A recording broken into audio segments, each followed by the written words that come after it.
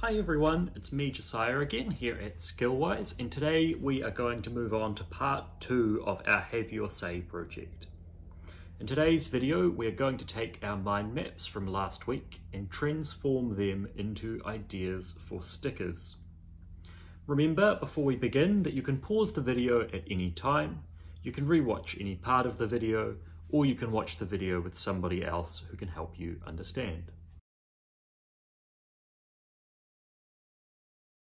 Last week we made 3 mind maps about issues that were important to us.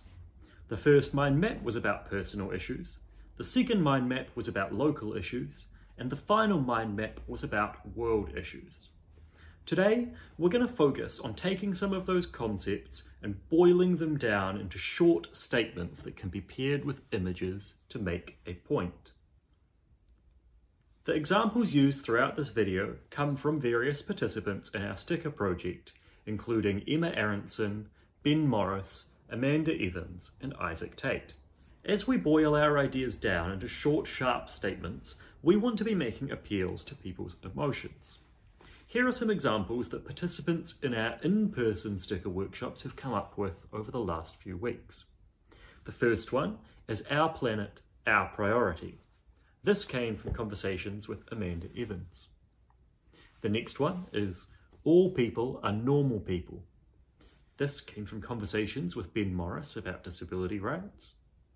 The third one is just Pay the Nurses. This came from conversations with Amanda Evans about how nurses should be paid more. Amanda Evans also wanted to make the statement, No more drugs, no more alcohol. Ben Morris, when talking about disability rights, wanted to make the statement, I am not a poor dear. And Chris Farrow, when he was talking to me about vaccination rates, wanted to make a sticker saying, Don't be a dick, get the prick. Once you've decided on your wording, the next step is to work out what kind of images are appropriate for that wording. The person who made the sticker that you can see up on screen now would prefer that I don't share their name. However, they have decided to make a sticker saying the message, Stop putting us in homes, about disability residential providers. The sticker includes, as you can see, a drawing of a home. The home has lightning bolts raining down on it, and the home also seems to be managed by someone who looks a little bit like a witch saying, Hi my children, come into my lovely palace, you're mine now. Not everyone will have these feelings about residential providers, but it's important that our stickers are able to reflect the feelings that people have about things in their day-to-day lives. This next sticker is a little bit rude, so look away now if you would rather not see anything rude. This is Emma Aronson's sticker, and it's going to come up on screen now. You can see the phrase, Brian Tamaki, New Zealand's biggest dick, and Emma has drawn a picture that communicates that very clearly.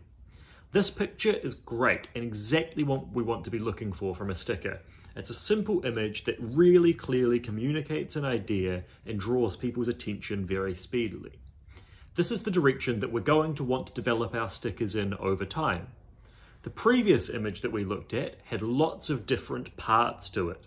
There was the house, there was the lightning bolts, there was the words, there was the witch, and the witch was saying their own words. Meanwhile, in Emma's picture, there's just one image and some words which communicate very clearly.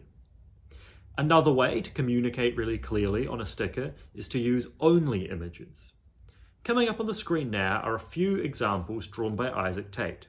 Here's the first example, here's the second example, here's the third example, here's the fourth example. Here is one more great example of a sticker that is doing really well, this time by Amanda Evans. This sticker is designed to look like a stop sign, and it has a mother with her baby in her stomach. The stop sign has writing on it, and the writing says a message about trying to stop mothers drinking alcohol while they're pregnant. We can recognise the red colour of the stop sign, we can recognise that the mother has a baby in her stomach, and we can read the words ourselves. This is a really clear message, and it's an example of what happens when you begin to communicate your ideas with images and words. This week, it's okay if you just want to play around with what kind of images go with what kind of words. Here's an example of Chris Farrow's work from this week. Chris had a lot of big ideas in words and was struggling to find ways to boil them down into pictures. So we just played around with some images that Chris felt were emotionally true. We will develop these into finished sticker ideas, like Emma's one about Brian Tamaki, in next week's video. Now that you've seen some examples, you can spend some time making lots of different ideas for words and pictures that can go together. Remember that it is okay to go back and rewatch parts of this video or have a look at the examples that have been in this video before you go off and do your own thing. There's been a lot of information in this video, and if you need any help, feel free to email me at the email address left up on the screen after this.